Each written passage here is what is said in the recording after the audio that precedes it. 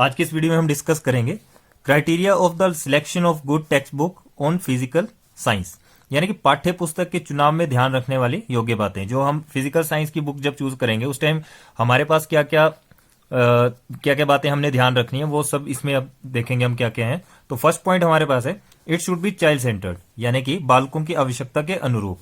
अब देखो, बुक बननी चाहिए वो बिल्कुल कैसी बननी चाहिए, चाइल्ड सेंटर्ड, मतलब बच्चे की बुद्धिमत्ता को देखते हुए वो बुक बननी चाहिए।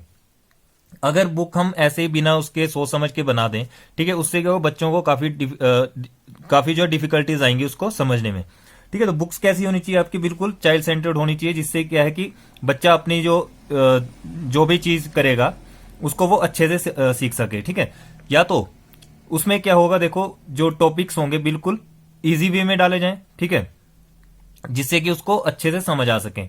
टॉपिक उसमें इजी भी हो, टफ भी हो, ताकि जो है हर एक बच्चा जो उस चीज को आराम से सीख सके। ठीक है, अब बुक तो चुन ली, ठीक है, लेकिन उसमें क्या है, इससे जो उसके बच्चे का इंटरेस्ट है, जिस चीज पे इंटरेस्ट है, वो चीज अगर उस पर ऐड नहीं है, ठीक है, हर बच्चे के इंटरेस्ट के अनुसार ही जो है वो किताब को बनाना चाहिए। तो इसका मतलब क्या है कि बुक क्या है, चाइल्ड सेंटर्ड होनी चाहिए, यानी कि बालकों की आवश्यकताओं के अनुरूप वो बुक जो है बनानी चाहिए।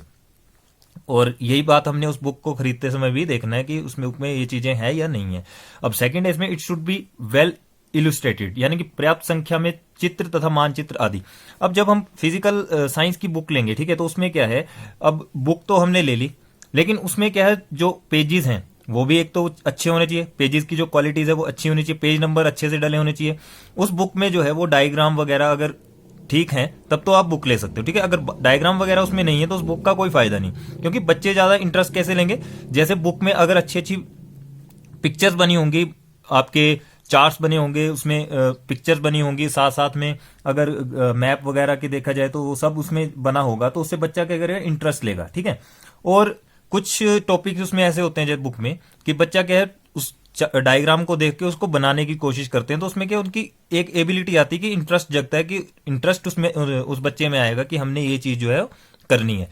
ठीक है, तो पर्याप्त संख्या चित्र, यानी उसमें क्या होना चाहिए, एक अच्छा सा चित्र बना हो, मानचित्र हो, ठीक है, ताकि बच्चे को वो बुक जो है अच्छी लगे। अब जैसे स्केच वगैरह उसमें बने होते हैं, ब्लैक एंड व्हाइट भी हैं तब भी चलेगा, लेकिन अगर कलरफुल हो तो बच्चा जो है उस बुक को देख के ही खुश हो जाता है और उस चीज को जो अच्छे से करने की कोशिश करता है। तो ये था हमारा सेकंड पॉइंट। अब देखते हैं थर्ड पॉइंट में क्या है, it should contain useful experiences and exercises, उपयोगी अनुभव तथा अभ्यासों का समावेश। अब इस पॉइंट को समझते हैं, क्या है इसमें। इस पॉइंट में क्या है, बच्चे के रियल लाइफ से जो है वो एक्सपीरियंस लेंगे। कैसे लेंगे, देखो जैसे इस बुक में अगर बच्चे ने बुक खरीदी है तो उसमें टॉपिक्स को देखेंगे, ठीक है, टॉपिक्स देखेंगे, और उसमें से अगर उनको कोई अच्छा टॉपिक लगता है तो वो उसको कोरिलेट करेंगे अपने रियल लाइफ के साथ, और रियल लाइफ के साथ जब कोरिलेट करेंगे तो उनको वो चैप्टर जो है या फिर वो जो सब्जेक्ट है वो काफी ज्यादा इजी और समझने में काफी इजी लगने लगेगा।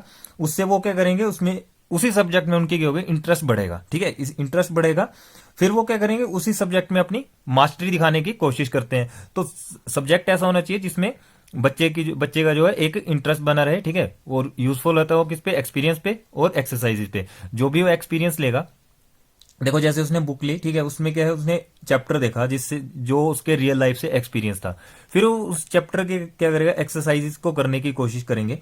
वो क्या करेंगे, उस टाइम जो उन्होंने रियल लाइफ में एक्सपीरियंस किया है वही बातें वो एक्सरसाइज में ऐड करना शुरू कर देंगे। अब नेक्स्ट टेस्ट में, topic should be logical and systematic, प्रकरणों का क्रम तार्किक होना। ठीक है, यहां पर होना भी हो सकता है या फिर तार्किक हो। अब देखो इस पॉइंट में क्या है, जो आपके पास बुक होगी, ठीक है, उस बुक में क्या है, वैसे तो जो फिजिकल साइंस की जो बुक है वो काफी ज्यादा इंटरेस्टिंग बुक है। ठीक है, उसमें अगर हम देखा जाए तो जैसे अगर हमें किसी चीज को देखना है, ठीक है, मान लो आप किसी सब्जेक्ट के बारे में पढ़ रहे हो, किसी टॉपिक के बारे में पढ़ रहे हो, तो वो टॉपिक क्या है, एक सिस्टमेटिक वे में होना चाहिए। जैसे स्टार्टिंग उसकी कैसी हुई है, ठीक है, उसमें क्या क्या चीजें आ रही हैं, वो सारे इंटरेस्ट के अकॉर्डिंग जो बच्चे की होनी चाहिए। और इसमें क्या होगा, जो जैसे कुछ टॉपिक ऐसे होते हैं, जैसे एसएसटी की बात करें, ठीक है, उसमें कुछ टॉपिक्स ऐसे होंगे जो हम उनको वहां ले जाके दिखा नहीं सकते, तो हम एक छोटा सा एक्सपीरियंस देके उनको, ठीक है, उनको ऐसे माइंड में ऐसे पिक्चर क्रिएट करेंगे कि वो बच्चे क्या है वो उस जगह पर पहुंच गए हैं और उनको उस वे से वो चीज जो है समझाई जाएगी, यानी कि लॉजिकल सिस्टमैटिक, उनको तार्किक तरीके से उनको बताया जाएगा। ठीक है, तो ये चीज इसमें आएगी। तो इसमें क्या है, बच्चे को इंटरेस्ट भी बना रहेगा और क्या करेंगे वो एकदम से उस लेवल तक पहुंच जाएंगे कि हाँ हम यहाँ पर गए थे, हमने ये एक्सपीरियंस लिया, और वो बातें जो उन्होंने गेन की वहां से वो उसको लिखना शुरू कर देंगे। ठीक है, language should be simple and clear, और जो भाषा है यानी कि स्पष्ट व सरल भाषा, और जो बुक्स होनी चाहिए वो बिल्कुल सिंपल और क्लियर लैंग्वेज में लिखी होनी चाहिए। उनमें जो भी आपको दिखाई देती हैं बातें वो सारी कैसी होनी चाहिए, बिल्कुल सिंपल और क्लियर होनी चाहिए। ठीक है, क्लियर लिखा होना चाहिए ताकि बच्चे को हर एक शब्द जो है अच्छे से समझ आ सके। देखो कई बार क्या होता है, बुक तो हम खरीद लेते हैं लेकिन उसमें क्या होता है कई ज्यादा जो मिस्टेक्स होती हैं। ठीक है, तो वो मिस्टेक जो उन बुक्स में नहीं होनी चाहिए वो भी हमें विशेष ध्यान रखना है। जब हम बुक लेंगे तो उसमें क्या कोई भी गलती उसमें ना हो, तभी हम उस बुक को खरीदें। ठीक है, तो ये बात थी इसमें। और लैंग्वेज कैसी होनी चाहिए, बिल्कुल ईजी और सिंपल। ठीक है, तो ये था language should be simple and clear, स्पष्ट व सरल भाषा। अब नेक्स्ट पॉइंट देखते हैं इसका। It should suggest good method for teaching, यह अधिगम की उत्तम विधियों के लिए सुझाव दें। देखो इसमें क्या होगा, जैसे आजकल जैसे आप सभी को पता है कि एजुकेशन के जो मेथड्स हैं अलग टाइप के, स्टडी के जो मेथड है काफी सारे हैं। ठीक है, तो इसमें क्या है कि आप उनको चार्ट के थ्रू भी पढ़ा सकते हो, मॉडल के थ्रू भी पढ़ा सकते हो, उनको पर्सनल एक्सपीरियंस करवा के भी आप समझा सकते हो, नक्शे दिखा के उनको बता सकते हो। ठीक है, मैप वगैरह जो उनके थ्रू आप पढ़ा सकते हो।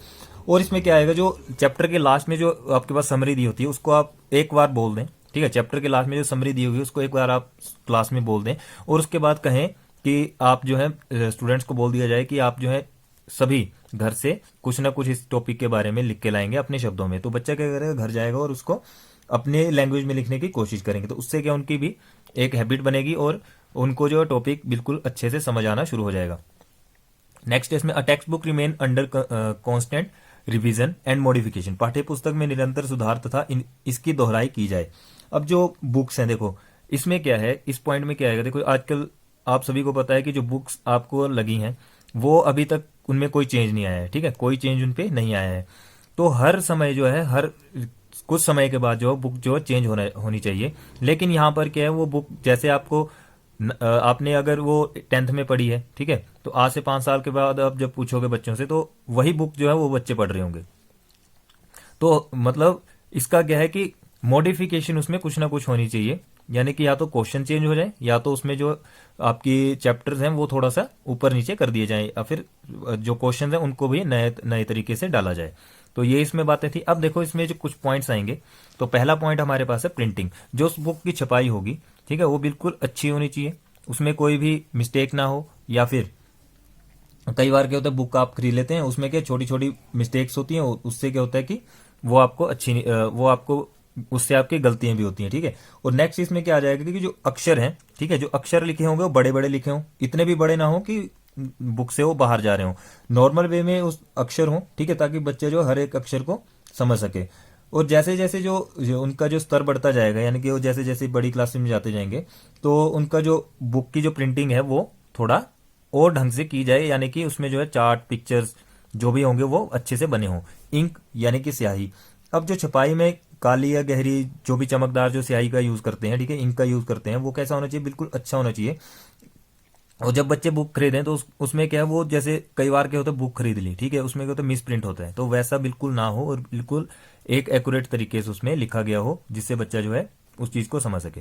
साइज, आकार, जो अक्षरों का आकार होगा वो ना तो ज्यादा बड़ा होना चाहिए ना ज्यादा छोटा होना चाहिए। ऐसा ना हो कि एक कोई अक्षर बड़ा है कोई छोटा, तो उससे भी क्या है काफी सारी प्रॉब्लम जो है बच्चे को आएंगी। ठीक है, तो इनमें क्या है, आकार जो है उसका बिल्कुल सही होना चाहिए। ठीक है, इसमें जो आपके बुक्स में भी दिया है, कुछ पॉइंट्स दिए हैं, तो उनको आप देख लेना बुक में कि किस पॉइंट पे मिडिल के लिए कौन सा शब्द, कौन सी जो सेंटीमीटर में रखा हुआ है शब्द को। ठीक है, और डिस्टेंस बिटवीन द लाइंस, पंक्तियों में दूरी। अब देखो डिस्टेंस होना चाहिए, जैसे ये हमने लिखा हुआ है, ठीक है, इसमें क्या बिल्कुल डिस्टेंस है, हर एक लाइन में क्या डिस्टेंस होना चाहिए। आपकी बुक में भी ऐसा ही होता है कि जो लाइन आपकी लिखी है ऐसा नहीं कि ओवरलैप करे, ठीक है, ओवरलैप करेगी यानी कि उससे क्या है कि बच्चे को पढ़ने में काफी सारी मुश्किल आ सकती है। या फिर अक्षर छोटे छोटे ना हो, डिस्टेंस हो उनमें उनमें प्रॉपर डिस्टेंस हो, लाइन में भी डिस्टेंस हो और अक्षर में भी प्रॉपर डिस्टेंस हो, तभी वो बच्चे जो है उस बुक को खरीदेंगे और उसको बिल्कुल अच्छे से जो भी लाइन लिखी होगी या अक्षर लिखा होगा उसको वो पढ़ सकेंगे। करेक्ट प्रिंटिंग यानी कि शुद्ध छपाई। अब जो प्रिंटिंग है वो बिल्कुल कैसी होनी चाहिए, बिल्कुल अच्छे तरीके से आनी चाहिए, उसमें अशुद्धियां नहीं होनी चाहिए। अशुद्धियों का मतलब क्या हो गया, वहां पर कोई मिस्टेक ना हो, ठीक है। और अच्छे तरह जो भी जिसमें मिस्टेक्स हैं उनको देखते हुए वो बुक बनानी चाहिए। बुक जो टाइपिंग जो है उसकी बिल्कुल सही तरीके से हो, ताकि कोई भी उसमें मिस्टेक ना हो और बच्चे को पढ़ने में बिल्कुल भी वो मुश्किल ना लगे। अब जैसे कई शब्द होते हैं, जैसे उनको लिख देते हैं तो वो क्या करते हैं, कई बार टाइपिंग में मिस प्रिंट हो जाता है, ठीक है। अगर वो डिसिप्लिन लिख रहे हैं तो वहां पर कुछ स्पेलिंग जो गलत हो जाएगी। तो डिसिप्लिन में जो मान लो पूरी स्पेलिंग आ रही होगी तो उसमें से या तो आई गुम हो जाएगा या तो एल गुम हो जाएगा। तो उसमें आप देख सकते हो कि कुछ ना कुछ डिफरेंस आएगा, यानी कि कुछ ना कुछ जो उसमें गलतियां हो जाती हैं। तो ऐसा बिल्कुल नहीं होना चाहिए। जो बुक खरीदी जाए उस समय उसमें पूरी अच्छे ढंग से वो चीज बनी हो। नेक्स्ट पॉइंट है टेक्स्ट बुक फ्रॉम द इंडोक्ट्राइनेशन। पाठ्य पुस्तक में कोई उपदेश नहीं। अब देखो पाठ्य पुस्तक जो आपकी छपी होगी उसमें क्या बिना मतलब की कोई भी बात ना दी हो उसमें, ठीक है। जो भी बुक में लिखा हो वो सारा एक्यूरेट हो, सच्चाई उसमें दिखाई जाए। ऐसा नहीं है कि आपको सोलर सिस्टम पढ़ाया जा रहा है, उसमें क्या है कि ये मरकरी भी है, सैटर्न भी है और उसके अलावा क्या बताया जा रहा है कि उसमें ये प्लेनेट भी है, ये प्लेनेट भी है। तो वो क्या है, एक सच्चाई नहीं है। लेकिन हमें क्या करना है, जो ट्रू वैल्यूज है, ट्रू जो हमारे पास है वो ही हमें लेके चलना। अब देखो कई बार मैथ्स में क्या होता है, मैथ में दिया होगा कि प्रोबेबिलिटी आपकी 0 और 1 होती है, ठीक है। तो वहां क्या दिया होगा कि आपकी प्रोबेबिलिटी माइनस में जाएगी। तो ऐसा बिल्कुल नहीं होना चाहिए, बिल्कुल सही जाना चाहिए कि अगर हमारा मेथड जो है वो बिल्कुल सही है, यानी कि 0 और 1 के बीच में हम प्रोबेबिलिटी को ले रहे हैं, तो या तो 0 हो या तो 1 हो, ठीक है। ऐसा ना हो कि माइनस में वो प्रोबेबिलिटी जा रही हो हमारी।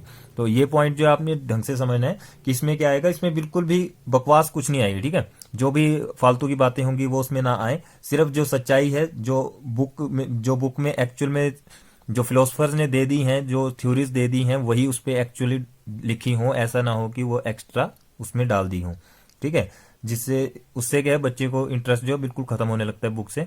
तो इससे क्या है कि जो अच्छी अच्छी बातें होंगी वही उस पर लिखी जाए, जो सच्चाई है वही उस पर लिखी जाए। ऐसा ना करें कि उसमें मतलब अपनी मर्जी से कुछ ऐड कर दें, ठीक है।